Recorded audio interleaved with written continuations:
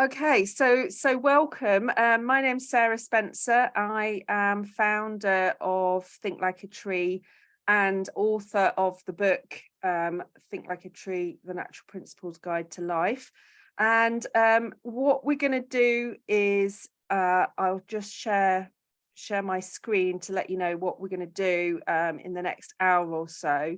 The topic here is designing regenerative lives using nature as our guide, but because everything is connected, these same tools that we use for designing for individuals also work for designing for communities, for bioregions, for businesses, for organizations. And it's a framework that I'll tell you a bit more about the grounding and how I came to it in a minute, but it essentially it works because we're all living beings. It works at all different scales. So what I want to cover in this session is why the modern systems, and in particular the mindsets that underpin them, aren't working and are making us sick and unhappy. And because, like I say, everything's connected, everything is causing problems at the moment, and how this new nature-inspired regenerative paradigm is emerging. And obviously, I'm in being in this summit, then I recognize that the people I'm talking to are going to be much further down that regenerative journey than people that I often talk to.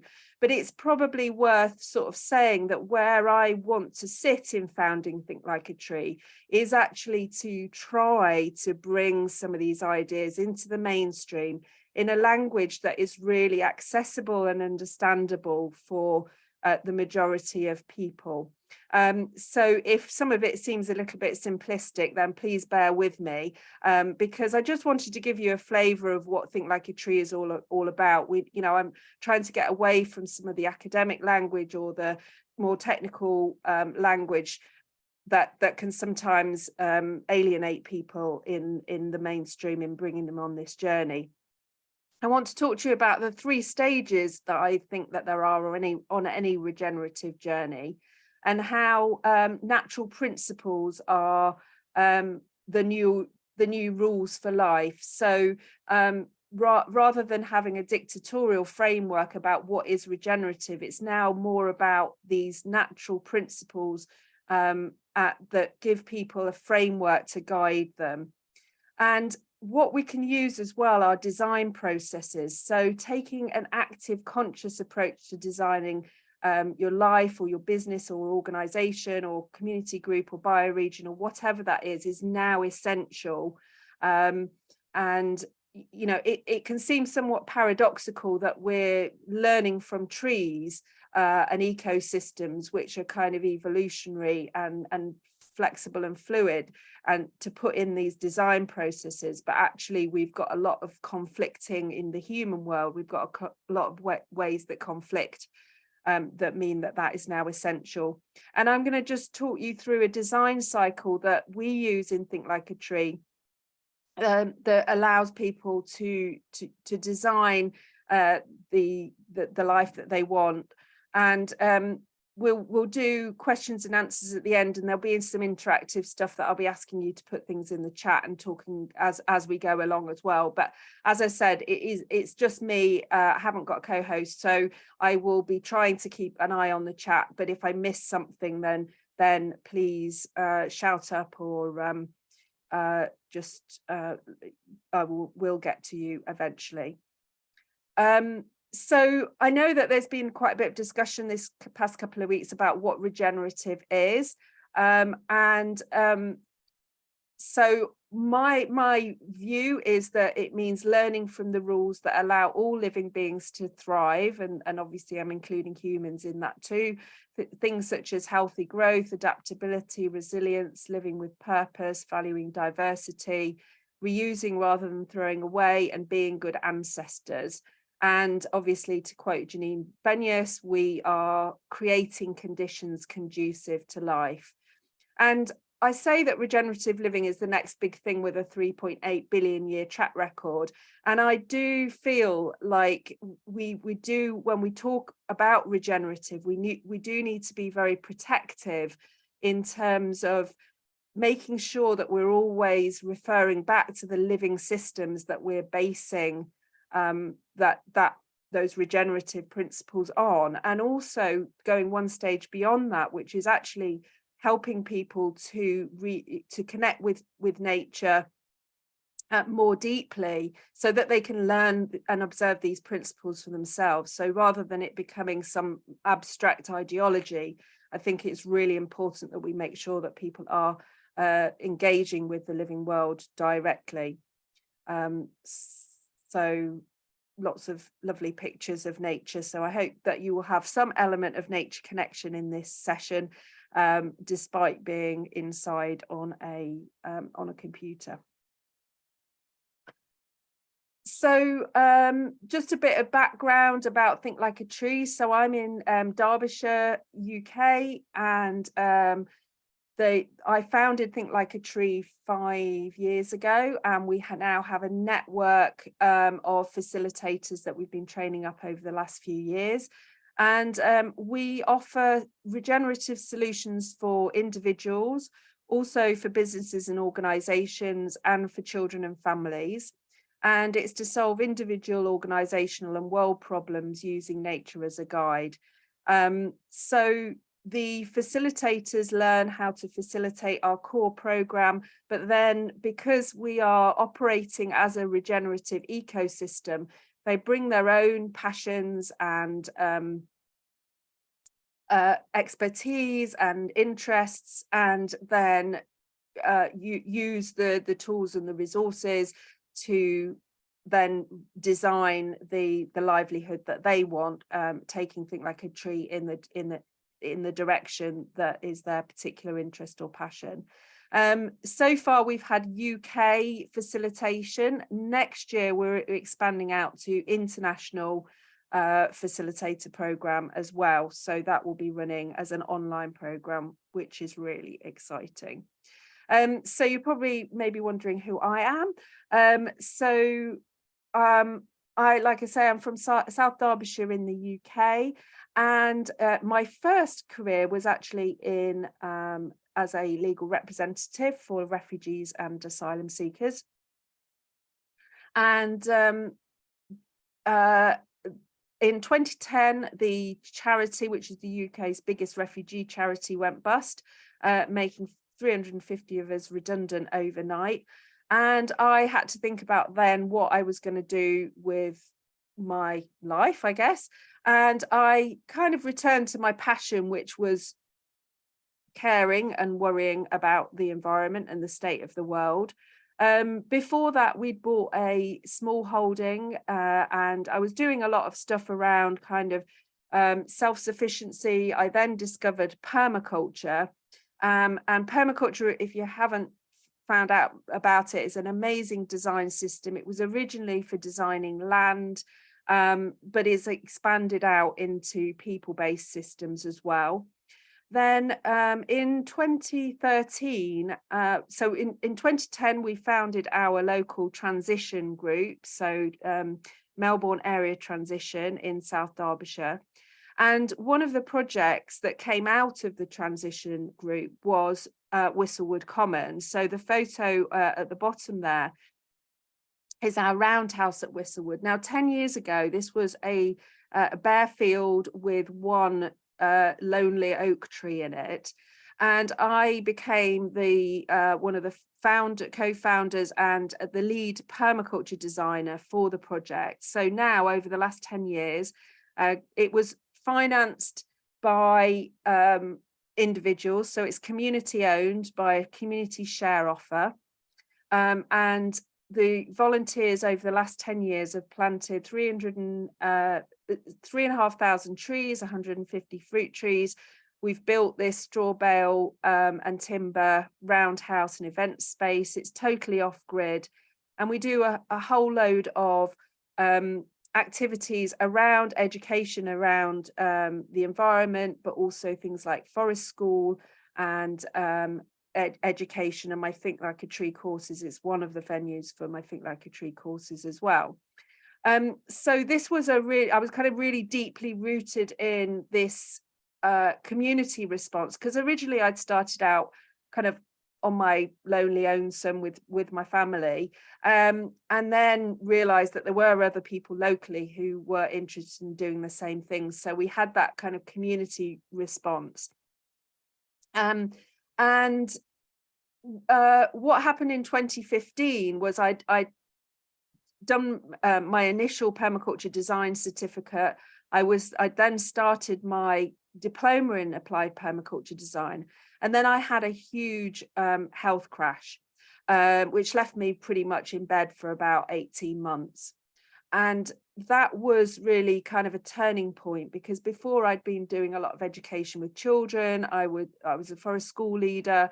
I was doing a lot of, hard graft both on my own small holding and the community woodland.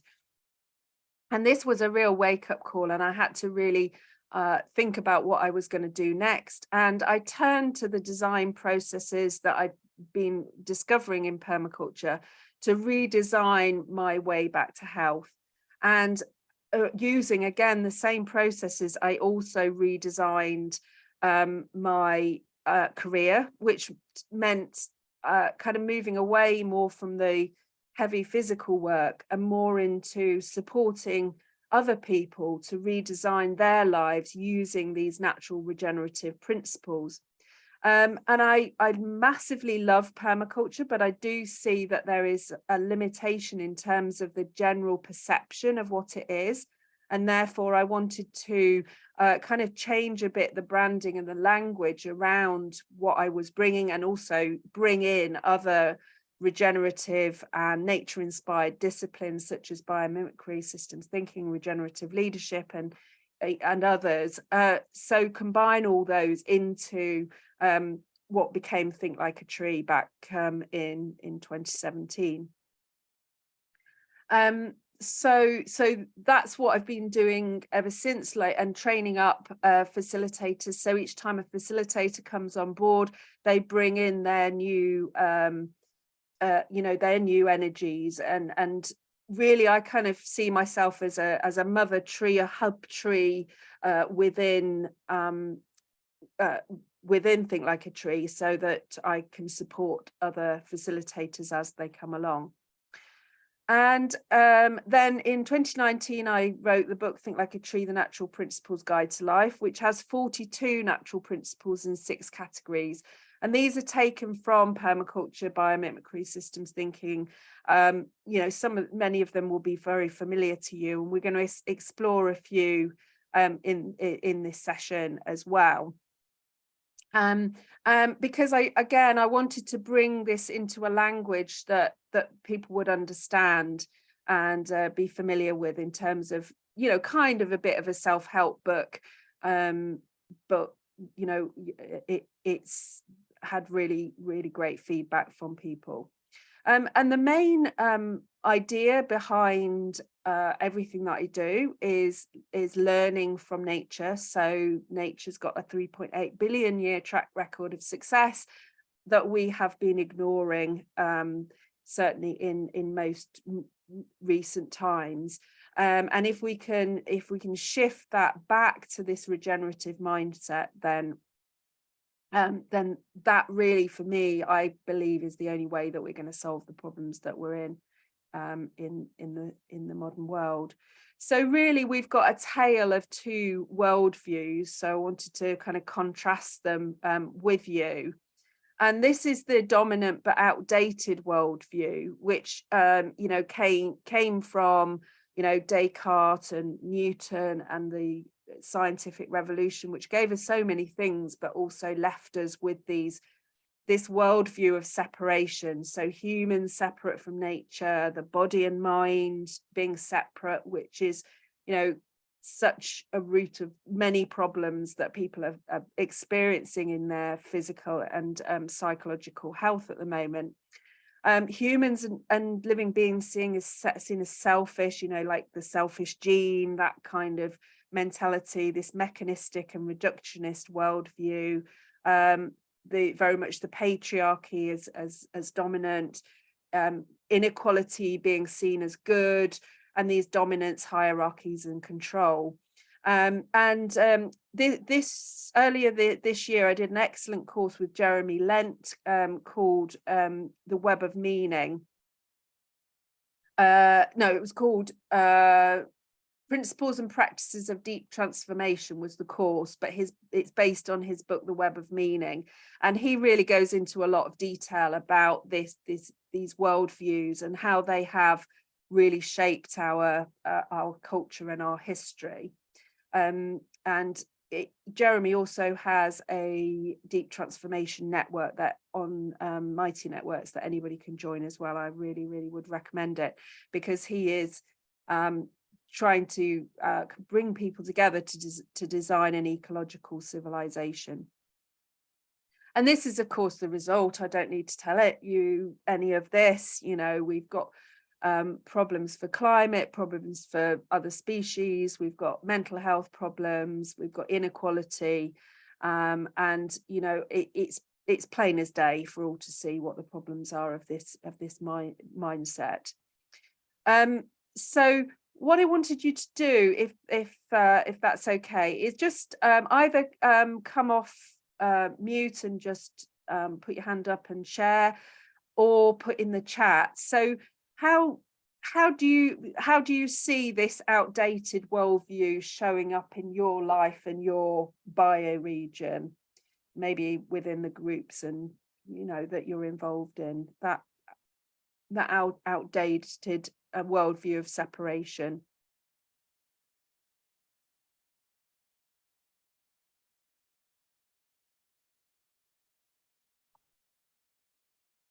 How many times? Oh yeah, Matthias, yeah.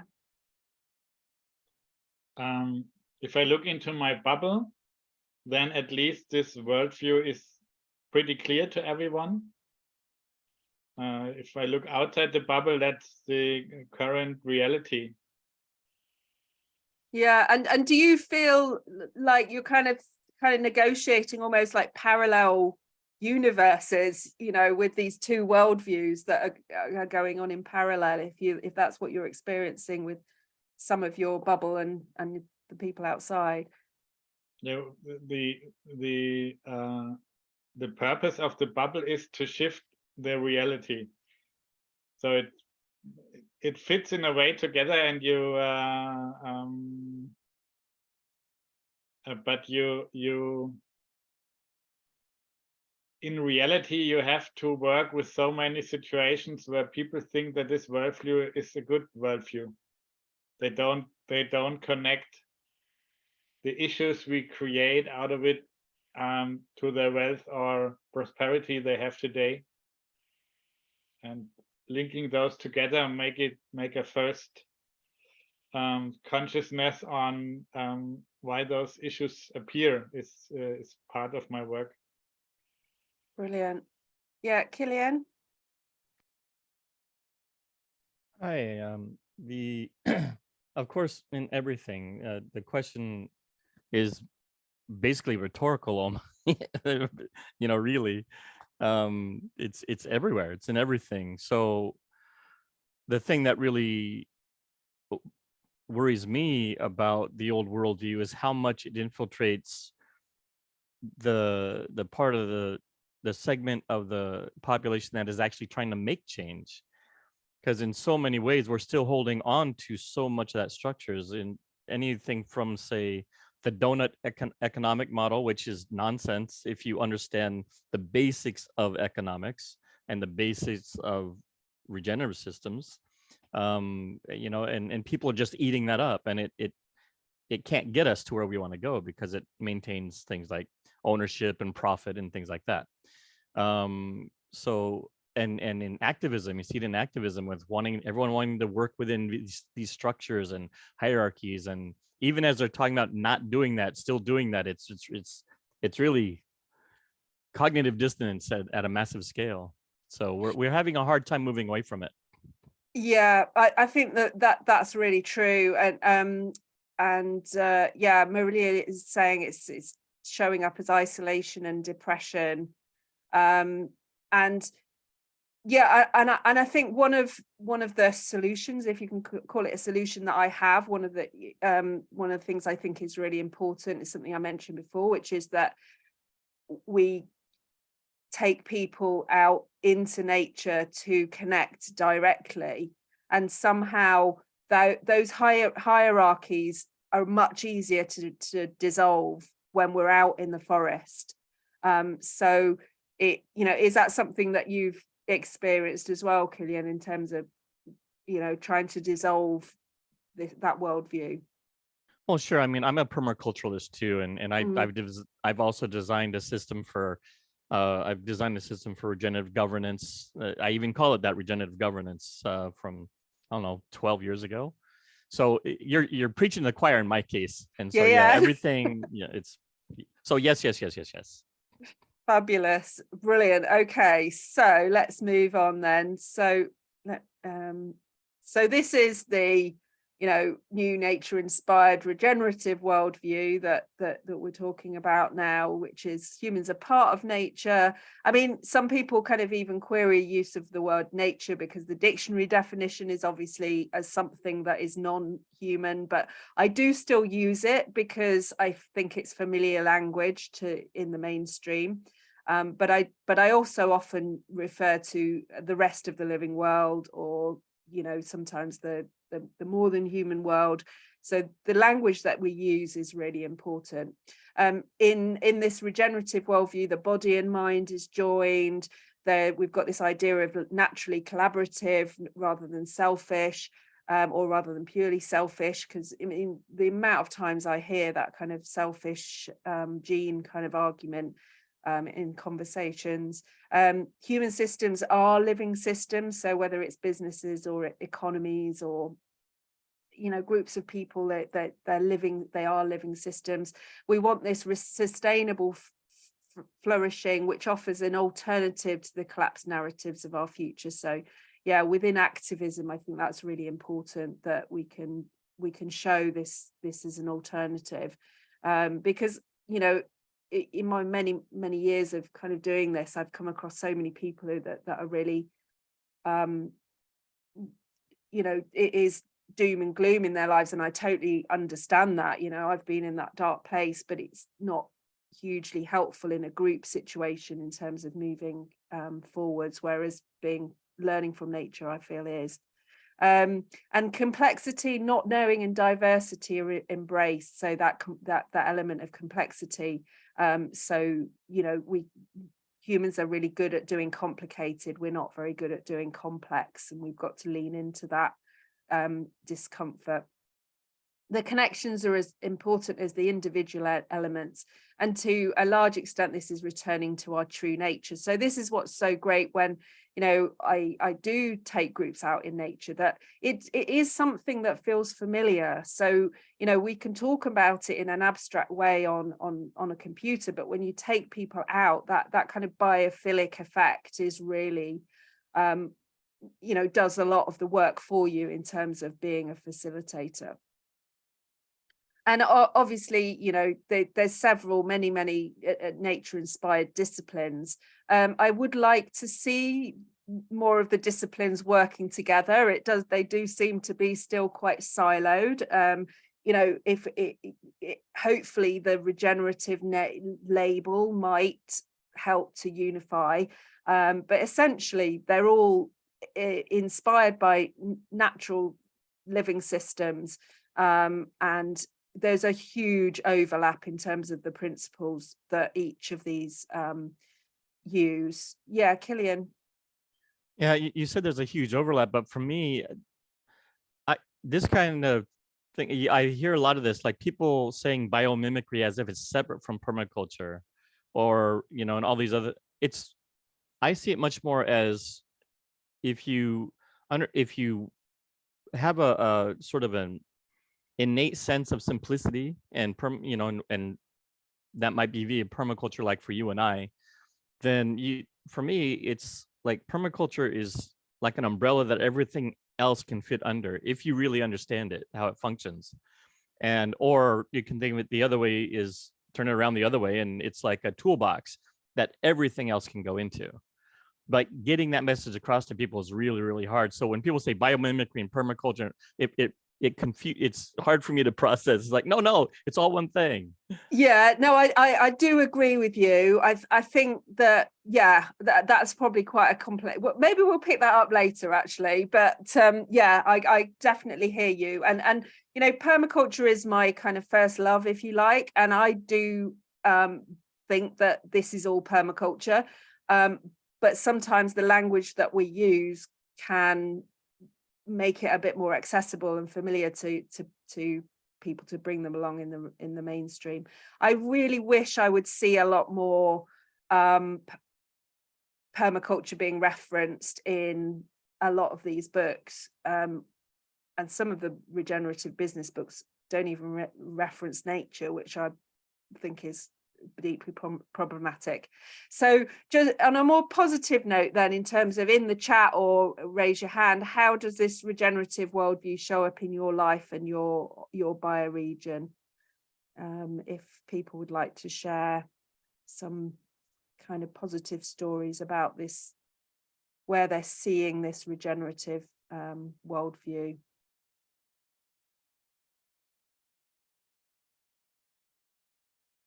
I mean, we're certainly seeing it, you know, try to happen, you know, much like a mushroom trying to poke up through. Like this summit is an example of that.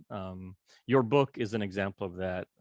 Transition towns, all these things. You know, my model is all that. All these things are that. But I guess what I'm hoping to see is more of the network getting stuck together, and a lot less siloing and stuff, so that we can move forward. Totally agree. Is anybody seeing wording come up in kind of mainstream conversations for people who are not, you know, wouldn't consider them regenerative? Because one of the things that, you know, so many people say to me, oh yeah, that way that trees talk to each other by the mycorrhizal fungi, that seems to have really entered the consciousness of the mainstream, certainly here in the UK. And we've had an amazing book called Entangled Life. And obviously the work of Suzanne Simard's got quite a lot of press as well about how trees communicate.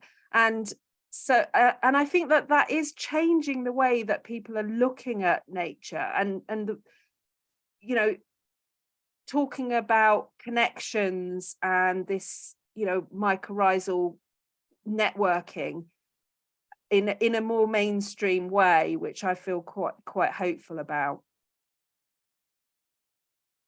Is anybody else seeing any examples?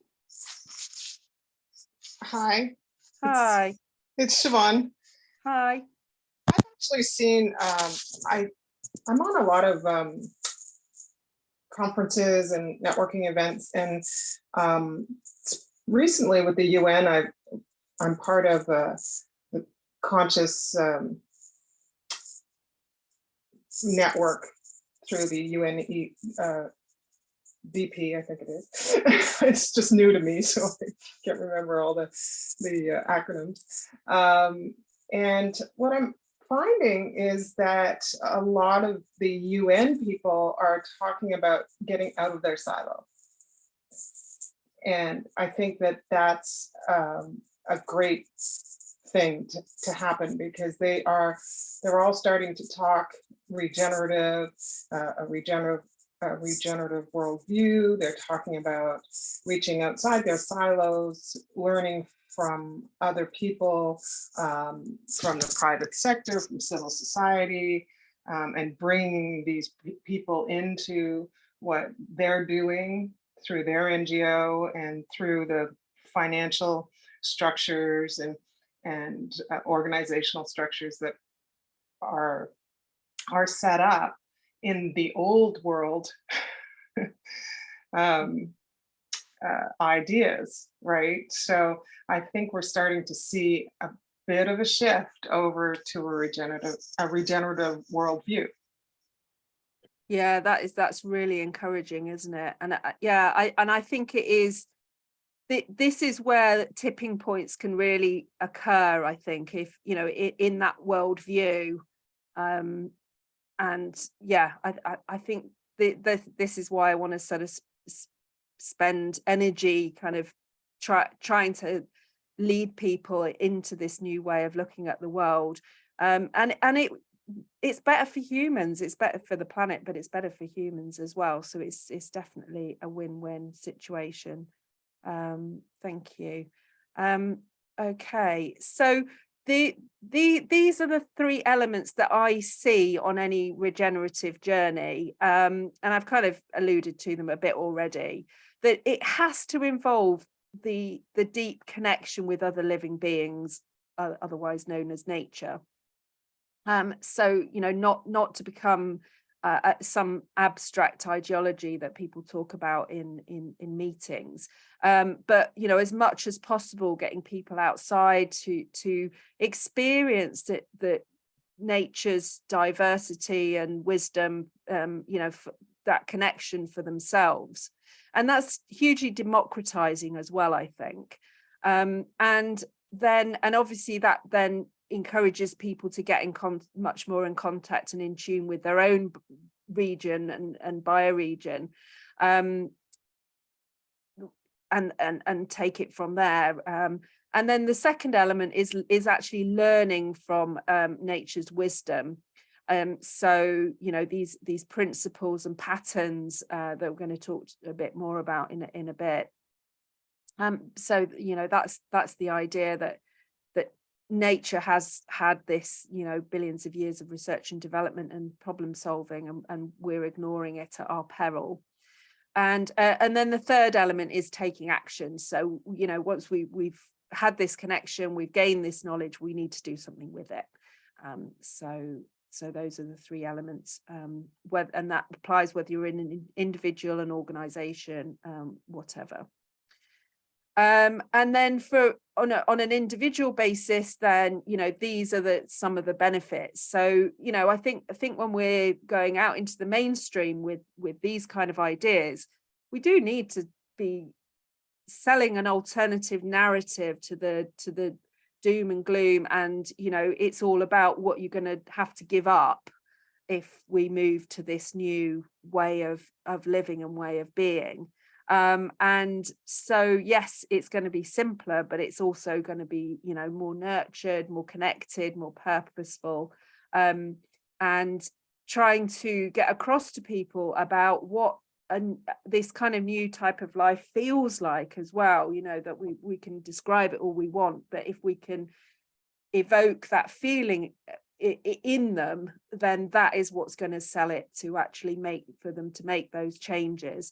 And that's why with the Think Like a Tree programs, you know, we've got this kind of dual element really of people are coming to make changes within their own lives, and then by learning from nature they recognize that, you know, caring for their local area and the environment in general has benefits for them, and because everything's connected, we get this really kind of symbiotic benefit. So what might on the face of it for some people seem like, you know, an individual personal development idea, you know, goes much deeper than that when we explore these elements of connection within the programs.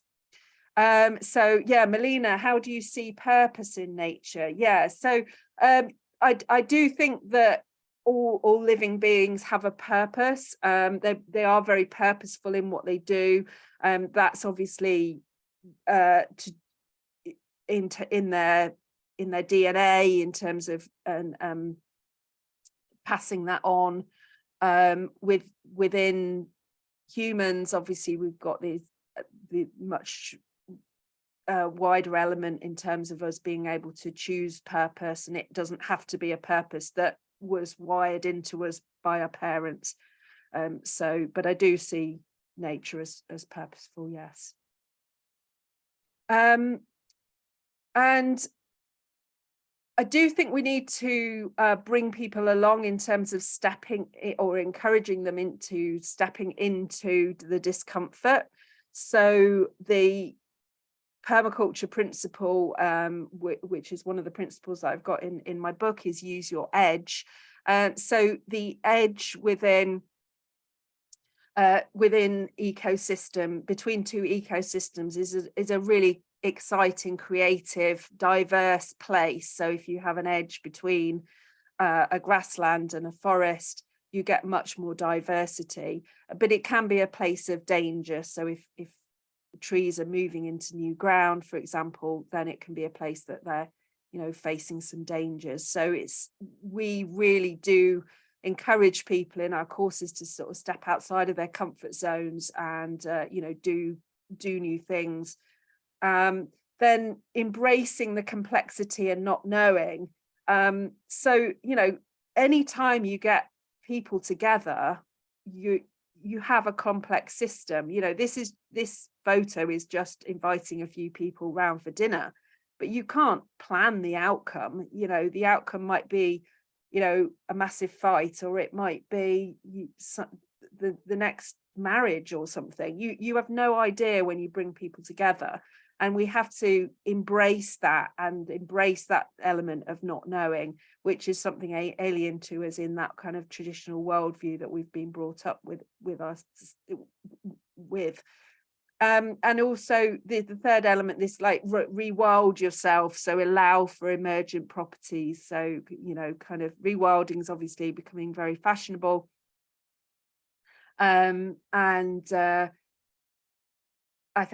I think, you know, people can kind of understand that kind of idea of letting things go a bit wild so that new things can emerge.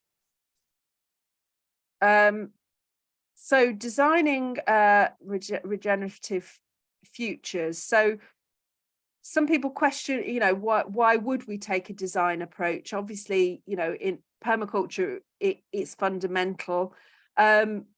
We are all designers anyway. So if you go on a holiday, you're designing where you're going, who you're going with, what you're taking. We're doing it anyway, so we might as well be conscious about it. We're living in a world where sense is no longer common. So I put a plastic bottle as the little logo there. You know, people say, oh, it's common sense, have you need to drink when you're out, so you need to buy a plastic bottle. Well, that's not common sense, obviously. So we do need to be taking a more conscious design approach. And the one that I think is the most powerful really is that if you don't design your life, then somebody else will do it for you. Because, you know, right now there are businesses and media people who are effectively designing all of our lives for us. So if we don't want that to happen, or if we want our lives to look differently, then we need to be taking an active approach in that. And the design cycle that we use within Think Like a Tree is based on, it's a modified version of Luby McNamara's design web. It was one that I found worked. I tried out various different iterations, and this works really successfully. So whether you're an individual wanting to design, you know, kind of health or life or livelihood, or whether it's a group going through this process together, this design process works really well. Like all great permaculture and all great design processes, it starts off with observation. Well, sometimes we say start with pause, but generally we say start with observation. Then it's all about defining the vision and the purpose of the design. Then what's going to help you get where you want to go, what's going to limit you, or what are the boundaries and the limits that you really just have to live within, because that encourages our creativity. Then gathering ideas and inspiration, and learning in this phase from nature's innate creativity. You know, I often say things, you know, like, well, you know, the issue of getting from A to B has been solved by everything from legs, you know, 2 legs, 4 legs, 100 legs, slithering, fins, wings, you name it. You know, that nature is really, really creative. But what we tend to do as humans is we shut things down before we've even had a chance to. explore them. So it's a really exciting, creative process. And then only then do we look at narrowing down how do we make good choices and decisions, and then putting that into a plan, into action. How do we keep the momentum? And then, of course, having feedback, which is a fundamental kind of property of all systems. Feedback happens at all stages of the design cycle, but we're reflecting on when we put something into action, how should we modify it? Should we, that action learning as well, that we're always evaluating what we're doing. And then often not present in other design systems are these two phases: celebration and appreciation. And that's celebration when we have when things go how we want them to, but it's also celebration when things don't turn out as planned. So I'm a massive fan of failure parties. And then pause as well, which obviously we're seeing that in nature, but the way that we approach pause in modern human life is really problematic. It's something that when, with my chronic illness, nature has really helped me to totally redesign my relationship with pause, and that is really nourishing and has helped me to get to a situation now where I'm in a really good state of health and able to kind of work and obviously have this new career. And pause is, learning from nature with regard to pause is one of the fundamental things that has helped.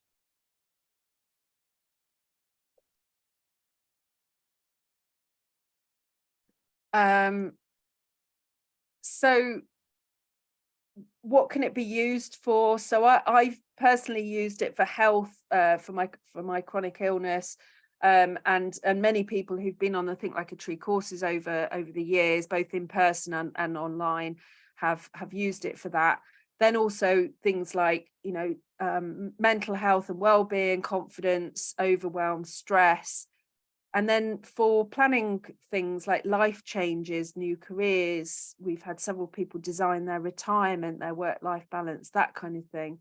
And then you can also use it as a group or community, a business organization, activism, and then of course bioregions. So with Whistlewood, we've used a lot of design processes that are permaculture based, that are not just designing the land, but designing the organization and the way that people interact, the governance, etc.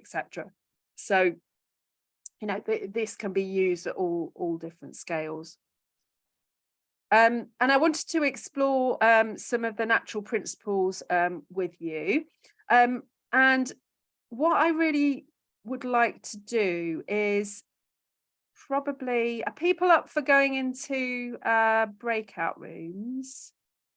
Maybe we'll have a couple of maybe 3 breakout rooms or something. Because I'd like to have a chance for you to explore some of these. Now, what would be really helpful if you just make a note of the natural principle. I'm going to go through 6 natural principles. If you just make a note of what they are, and I hope I'd probably be able to put them in the chat while you're in the breakout rooms as well. And have a think about how you can learn from that for, in your own bioregion and in your own groups that you're working within. So there are 6 groups of principles in my book, Think Like a Tree, The Natural Principles Guide to Life. And like I say, these have been drawn from lots of different places. Some of them are from permaculture, some from biomimicry, systems thinking, and regenerative business. And some of them are me just walking in the woods and saying, oh, right, okay, that's how nature does it. And then thinking, can we extrapolate that across different ecosystems? And if that's the case, then it makes it into my book. But essentially, there's no definitive list, of course. This is just my, particular take on it. So other people may well have other principles that they want to go out and learn from themselves. So the group 1 principles are observation. And then one I just picked out that I thought might be quite useful for this conference is view the big picture, then the detail. Because often I think people are stuck in their looking at their particular problems or their particular discipline, and they're not taking that big picture approach. So that's the first one to make a note of. The group 2 principles are all about purpose. And the one I've picked here is focus your energy where it can have the most effect.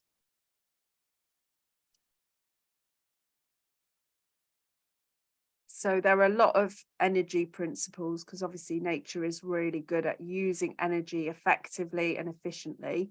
But this is one of the energy principles. The group 3 principles are all about surroundings, and then create ideal conditions to thrive is the one that I've picked out here. The group 4 principles are all about connection. So know that everything is connected is one of the connection principles, probably the most fundamental. I think if everybody knew that one, then we wouldn't be. Could you please jump 1 time back to principle 3?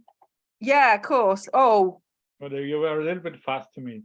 sorry. Yeah, it might go wrong if I'm not sure how I go back, to be honest. Right. Can you just tell us what it was? Yeah, let me.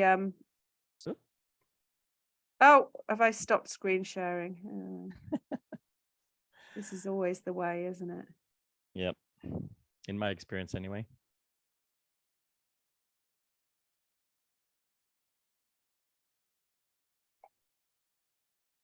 Yeah, so create ideal conditions to thrive was the one I picked out there. Let me go full screen again. I've got too many windows open here. I can't even see my. Can I ask what does surroundings itself mean? Surroundings mean everything around the individual. So the environment, I guess you could say, everything that surrounds the individual. So yeah, so surroundings for the group 3 principles and create ideal conditions to thrive. Group 4 principles, connection, know that everything is connected.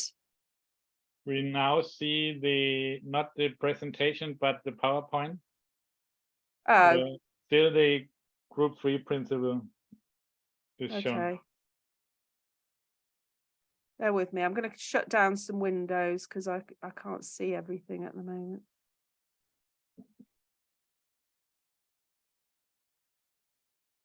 I apologize to disturb your flow. Don't worry, don't worry. Can you see group 4 principles connection now? Yeah, cool. Okay, hopefully we're back on track. Yeah. The group 5 principles are all about resilience. And the one I've got picked out there is creatively respond to change.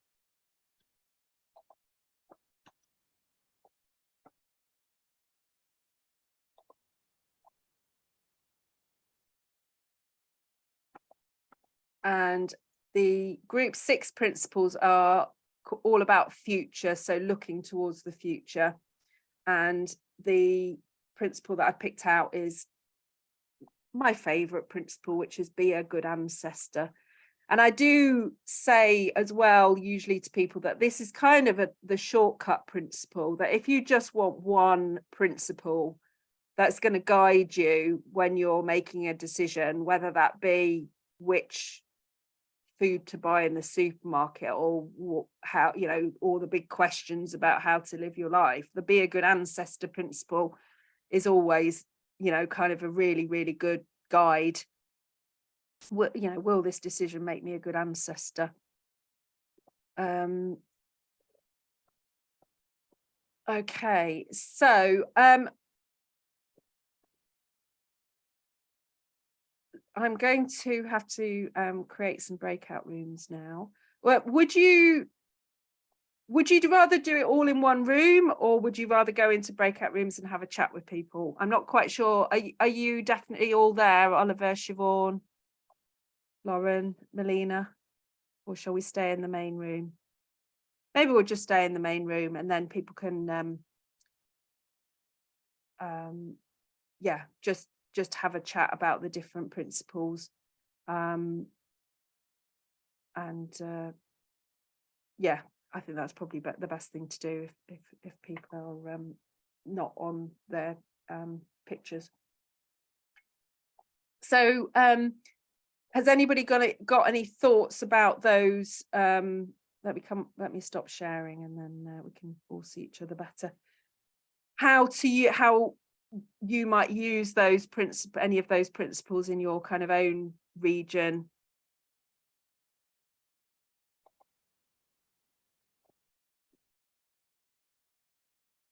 If I can share, one of these that's sticking out at me is the related to purpose.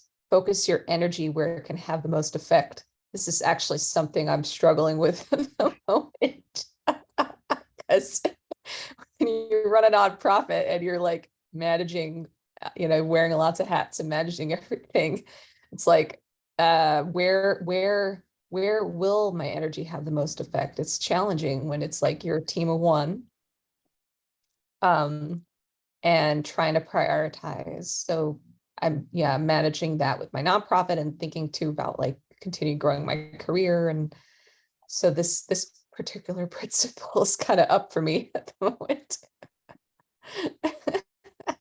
I did wonder that when I was choosing which ones to put in, I was thinking, yeah, this group, I think there might be some energy stuff in there about trying to do a lot, and it's certainly one that's really helped me as well.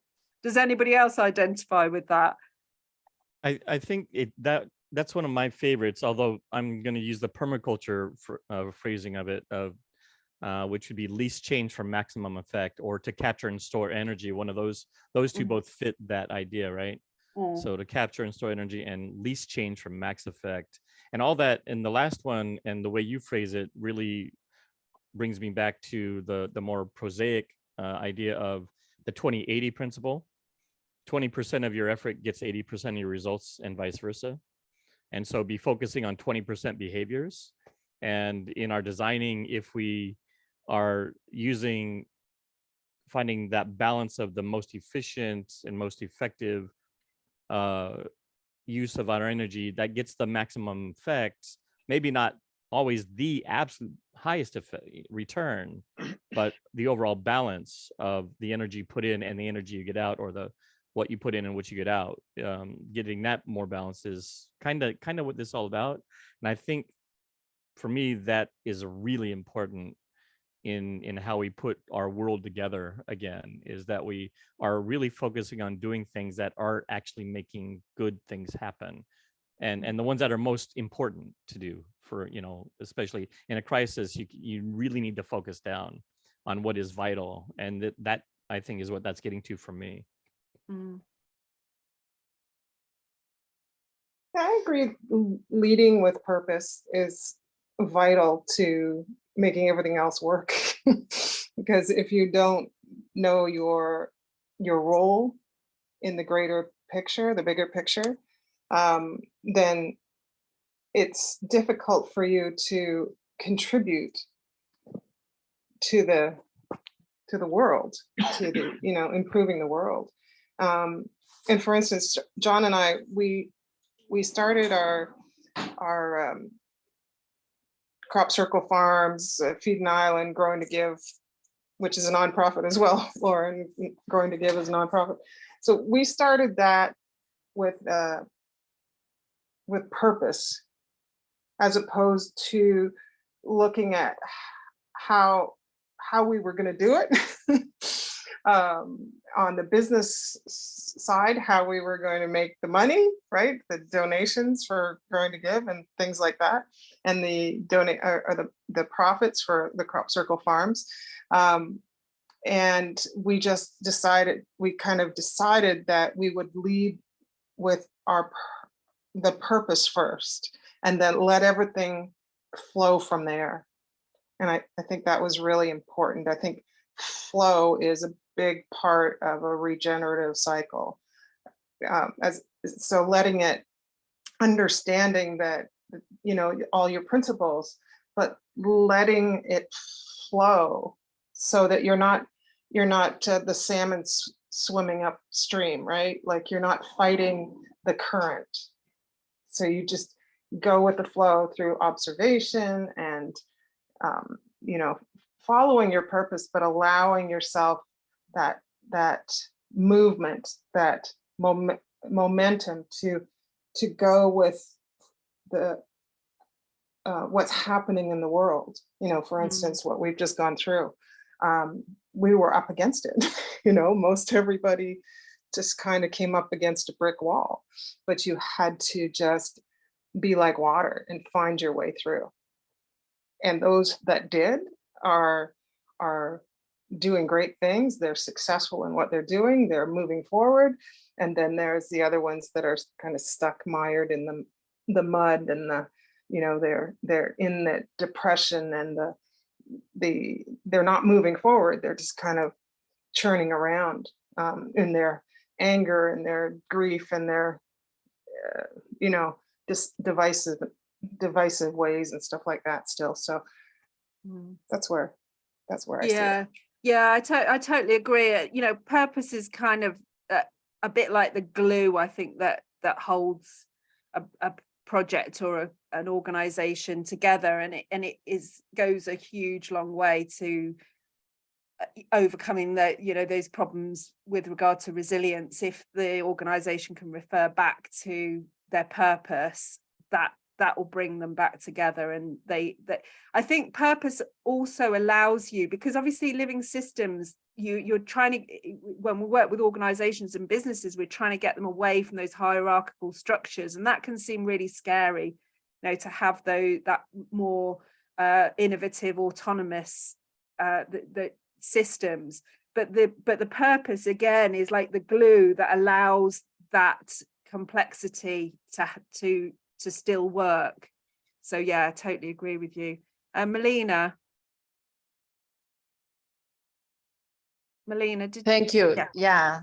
Sorry, I don't have video. I'm cooking so I'm kind of multitasking now, but no problem. Yeah, I really appreciate that this conversation, because something that I sense that we humans are very, you know, prone to go or to arrive. It's like this sense of the need of order. It's like something that will order our behavior, will order our, you know, like this. And this is very natural in one sense, you know, like in the sense of just navigating the chaos. So for me, is not just like what I want to do now is to throw ourselves into chaos, just saying that it is really tangible from the tropics, because one thing is the perception that we have in temperate climates about nature. And this is very, very important to take into account, because I lived in Canada for 15 years, just to let you know that I really have the sensation of temperate forests, and I can compare those forests. But from a tropical perspective, purpose is almost, I don't know, like there is this side of emptiness about purpose, of everything that is just arriving. It's kind of scavenging the present moment. It is just letting the present to appear itself, or like it's just holding this emptiness or chaos, or just being so present and so empty that when something arrives, you are just ready to manage that situation with no purpose.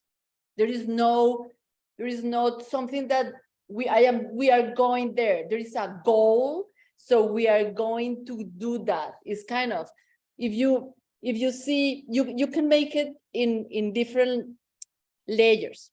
But the thing is that there is a complementary principle here, in which you can't observe the chaos and the purpose driving actions at the same time. That's what I want to make as a point.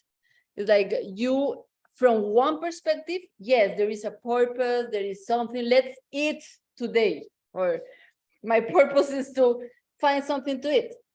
But at the same time, when you are in the reality of the complex system that you are in, especially when you see a jungle like Amazon or any tropical ecosystem, it's like you don't see any purpose, like it's kind of, there is this navigation of complexity that demands to be in a whole state of inner emptiness. And that's what many shamanic cultures have attempted to achieve as the best way of dealing with what it presents itself. So when we are trying, for me, in a transformational action, as bioregioning or regenerative actions in a space, for me is kind of, we are so driven to have goals and to have purposes, and like a very male construct of the human mind. But from the other perspective, it's like we need to also have and put the attention, and the attention will drift between both, because it's a complementary principle. This is quantum physics. This is, this is Heisenberg principle. When you put the attention into the other side, the emptiness, the just waiting for what is coming, waiting for what's gonna appear behind a tree, it is completely different perspective. And I think that it is important to sense and to have these two, especially for the purpose you are mentioning. I totally agree with you, and purpose can be something that people can get really, can actually add to people's anxiety in a personal development sense. They think, oh gosh, I've been told that I'll be happier if I've got purpose, and I haven't got purpose, and therefore there's this anxiety. Yes, so exactly. I think that one of the the principle that I picked out with the observation phase was view the big picture, then the detail. And I think that that can help as well. So what we try and do is open people's eyes up to seeing things from a much bigger perspective. So when they then think about things like purpose or being a good ancestor, it's with regard to the big important questions rather than the small goals that in modern life can seem really important. I'm going to bring Matthias in now. The big question I always have, if I take a look on principles, is that if I take a principle and think about it, then all things which are not defined in the principle are filled with my current worldview. So, and that can be head to the totally different direction. Because like we said, use the energy for the right thing. Then I fill purpose with making much money, and then I do the totally wrong thing. And what I'm missing, and maybe this is the reason why even after 50 years of permaculture, this idea didn't grow bigger as it is, that it's hard to get people into that discussion while forgetting their worldview while during learning. Do you have any idea on that? How you get rid of the people's worldviews they bring into your sessions? I think definitely taking them into nature helps. I think also exploring multiple principles. I really massively agree with your point about taking principles in isolation. I mean, you know, principles from nature have been really, I mean, Hitler used them. They've been really abused if they're taken in isolation and not, you don't look at ecosystems as a whole. So I totally understand, you know, that point of view. So I think we have to get people to look at principles together, and doing a course like the Think Like a Tree program means that people explore all the principles, so they tend to have quite a, you know, a balanced view of all of them, hopefully. Marilia, I'll do Marilia and Killian, and then we're better just do the last little bit and then round up. I have like some reflections related to my work. I work at collaborative design processes, and what I have seen is that most of the time we don't have like a clear purpose in our lives. And maybe for that, we need like an inner conscious, or like have like a level of conscious to define it. So sometimes it's really hard to ask somebody to define a purpose, like in a collective process, to define a purpose, like an individual purpose, to then choose like the like one purpose for the project or for the design. That's something that I have found in these processes. And the other thing is that as an architect, I usually observe and make like a huge analysis of what is going on. Then that is related to surrounding also, but to future, and also I define purpose to start working a project. So what I am thinking is how these principles interconnect between them, and they don't always have like a clear sequence between them. So it is just like a reflection that I am thinking about these principles, and I think that's it. Yes, yeah, thank you. And one of the principles that I mentioned, create ideal conditions to thrive. You know, I think that's really interesting as well when we look at our current worldview. That often, in a personal development sense, people believe that it's if they don't feel great, there's something wrong with them, but we need to look at the conditions. You know, if we have a plant that's not thriving, we don't blame the plant, we have a look at the soil and etc. So, you know, creating these ideal conditions is really important. Killian. Yeah, thank you. It's everything in my mind can be drawn from the principles, because part of the problem is there are different levels of principles, and that is not really clear. There are first principles, and then there are other kinds of principles that can be built on top of those.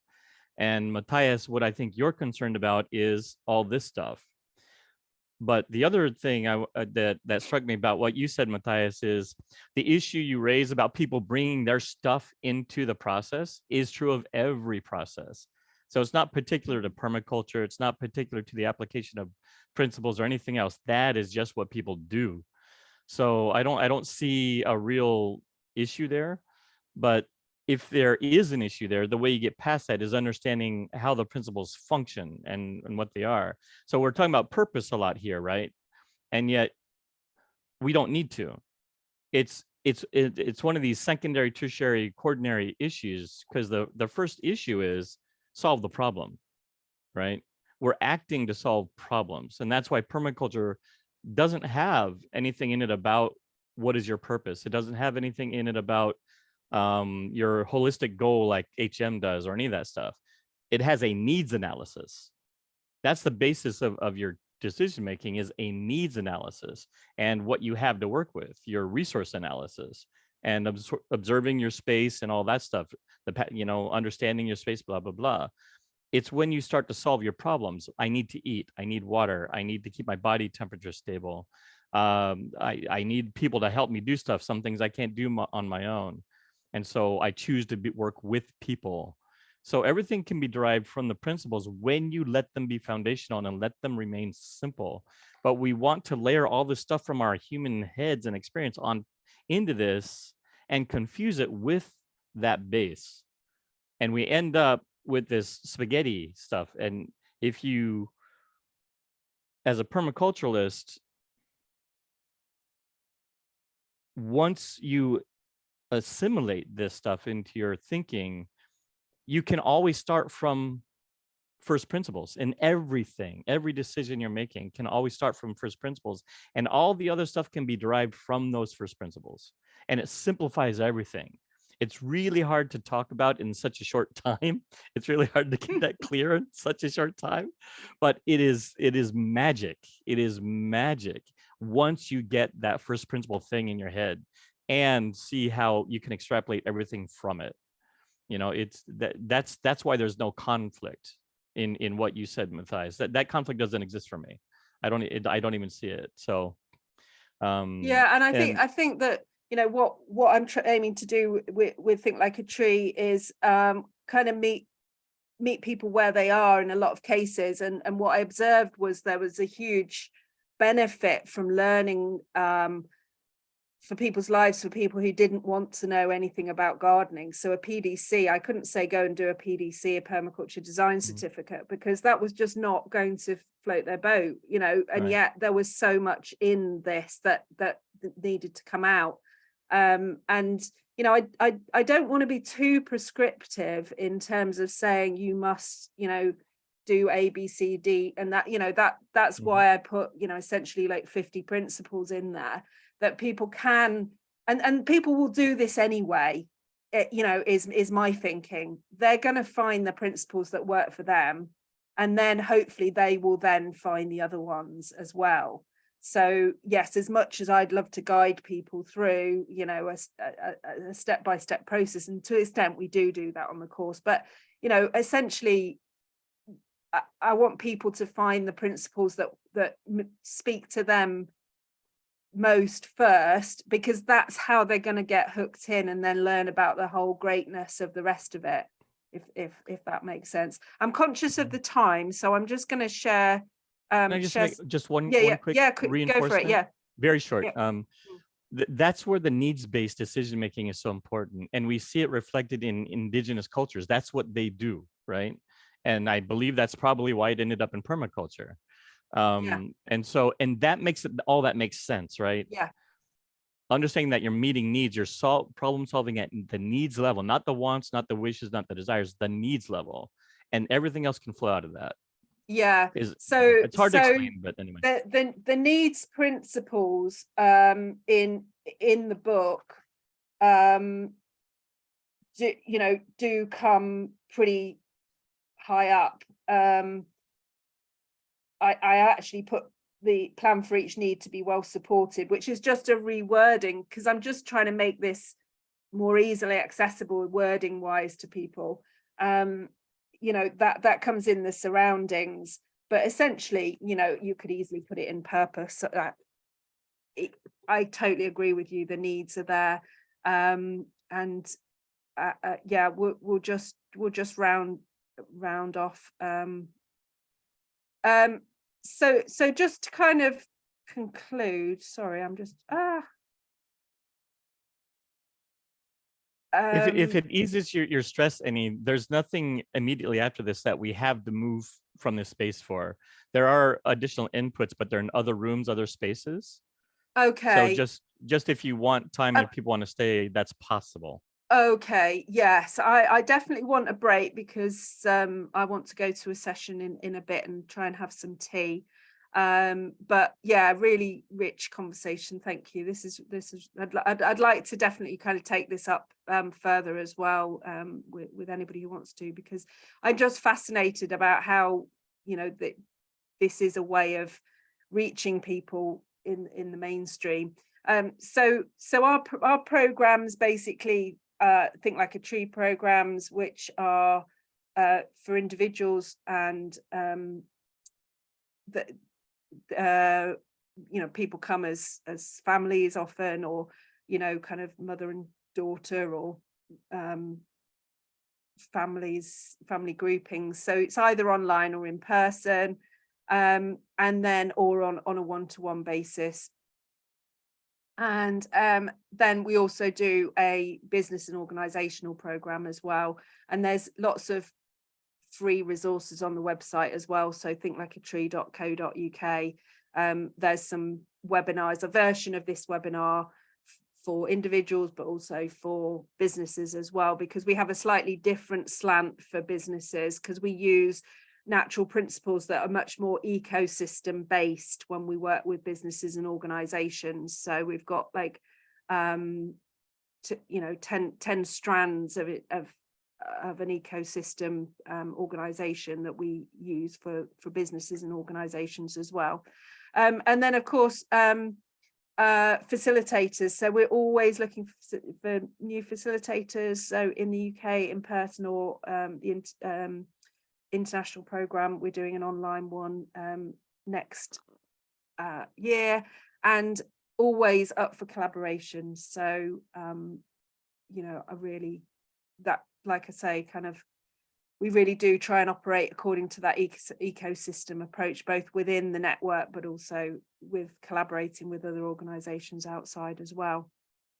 So yeah, let's just, any questions or observations for the last few minutes. That's kind of my bit done. Killian, you're saying great to talk to you about this. Yeah, that's a private message. Cool. Because I've shared that before. But this is really kind of directly connected to the work you're doing and trying to create community, etc. So